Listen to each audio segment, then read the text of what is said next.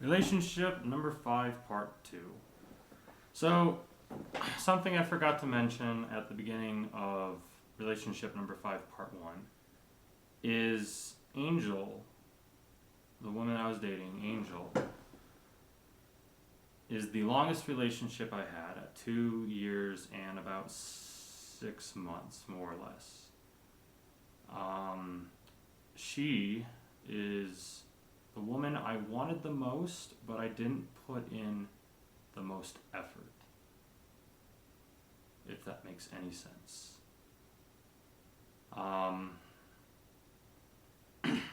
Now, where I left off was we were breaking up, and I was receiving a lot of vague, criticizing feedback.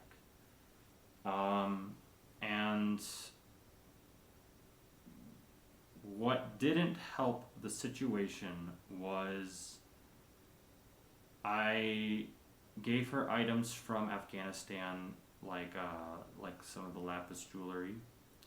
I gave her one of my uniforms, and she has had a really great relationship with my family. My family loved her a lot, which is why we were all very surprised and devastated to hear when she threw away one of my uniforms that I gifted her.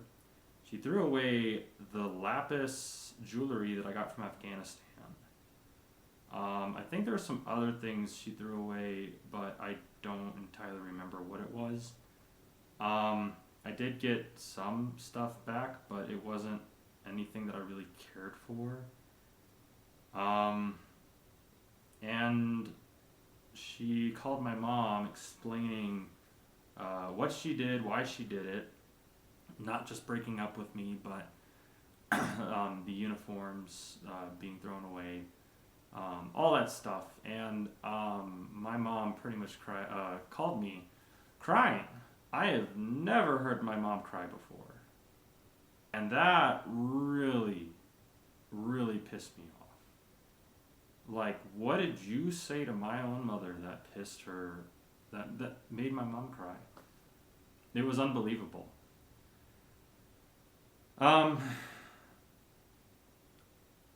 Some of her friends, I did get in contact with some of her friends, and it was brought to my attention that I guess she was having more than just friendly encounters with Dan while I was away. I guess from what I was told was I was essentially being cheated on to the worst possible way you can think of, which really, really put my heart in a twist.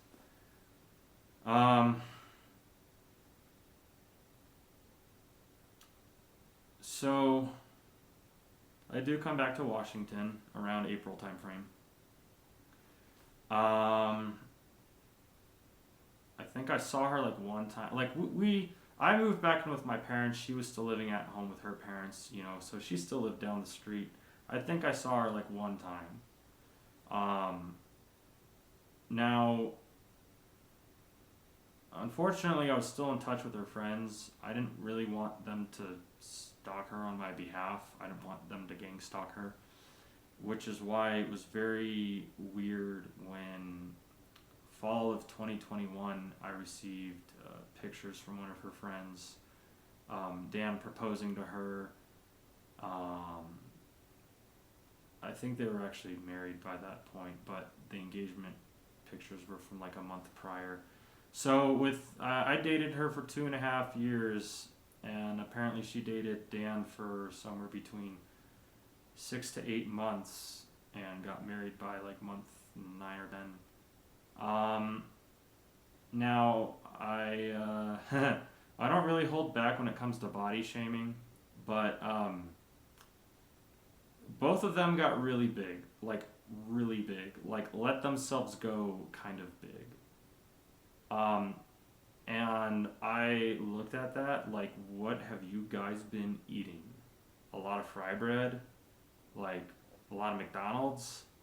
Like, you guys goddamn lost it. And like, I cannot emphasize that enough. Both of them. Dan was average size when I knew him. I look at him now like, dude, you ate a fucking hippo. God damn.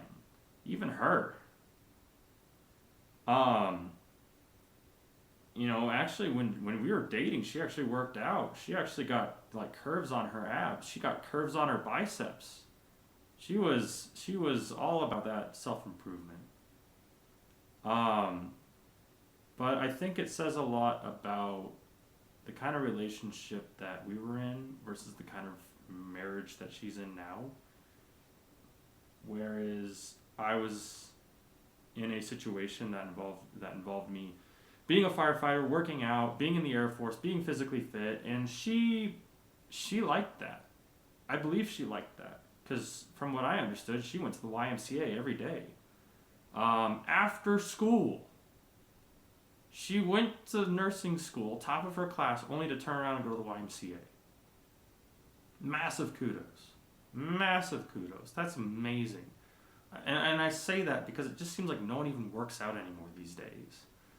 Let alone going to college, an academically challenging subject, just to turn around and work out. And I will give credit where credit is due. She got the curves on the biceps. She got the curves on the abs. And I was like, God damn. I remember flicking them. They were like rock hard. And I look at her now and it's like, oh man, I'd flick you and my hand would bounce back at me. I don't know what happened to her, but I think it says a lot. It says a lot. Last I heard, she moved out of her parents and she's still working at the same hospital that I believe she's still working at. Ironically, when I worked an HVAC job, I actually cleaned the coils of her hospital. I wasn't expecting to do that day at all, if at all. But it felt very odd how I got on top of that roof and cleaned out all the coils, knowing that she was probably right below me working. Maybe.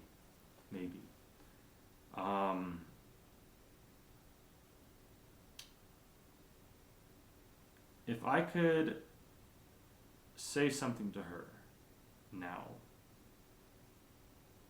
I am actually not upset that she left me. In a day and age where people cannot make decisions, in a day and age where divorce is high, in a day and age where there is very little commitment, very little trust, I'm sad that she left me, especially in the manner she did. But at the end of the day, even though I wasn't in her plans, she made a decision. She stuck with that decision. She made the full commitment to that decision. And I'm under the understanding that she's happy. And really at the end of the day, that's all I wanted for her, was for her to be happy.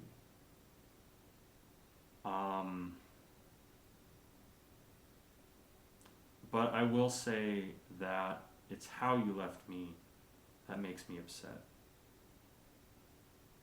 My uniform being tarnished, being trashed, disrespected, to me that's the equivalent of burning an American flag, something that I've fought for.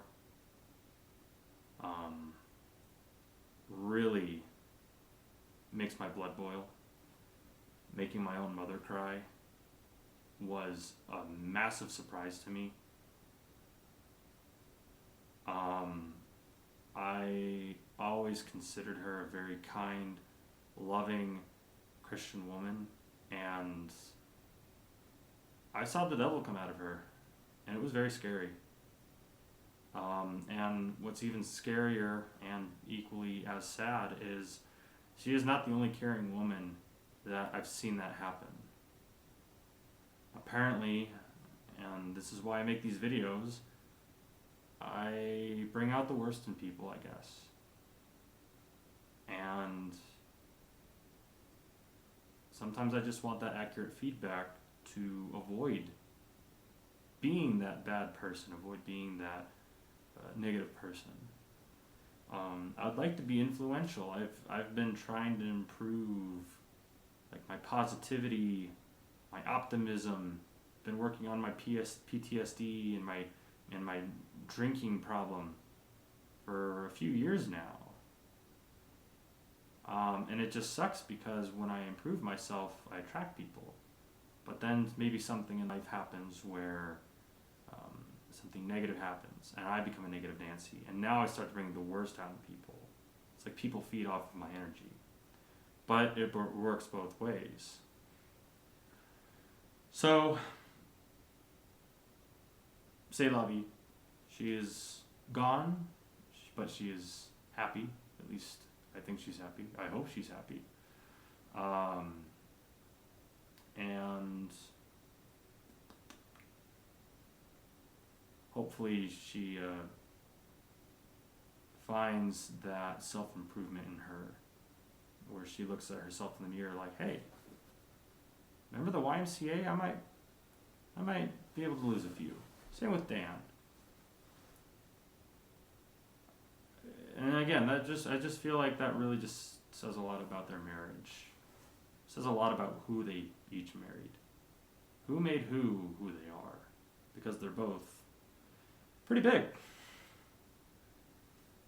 But who am I to judge? This was years ago. But I will say it was one of the more meaningful, one of the more better relationships that I've been in. And was one that ended too quickly, too suddenly. And because it ended so quickly in the manner it did, it made it very easy to move on, which in itself was sad.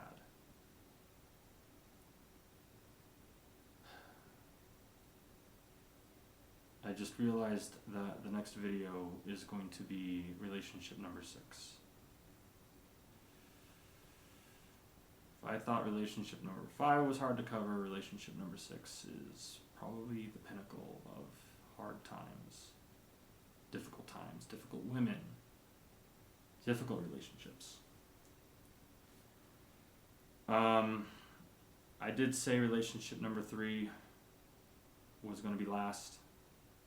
I think I'm going to do relationship number 7 for last.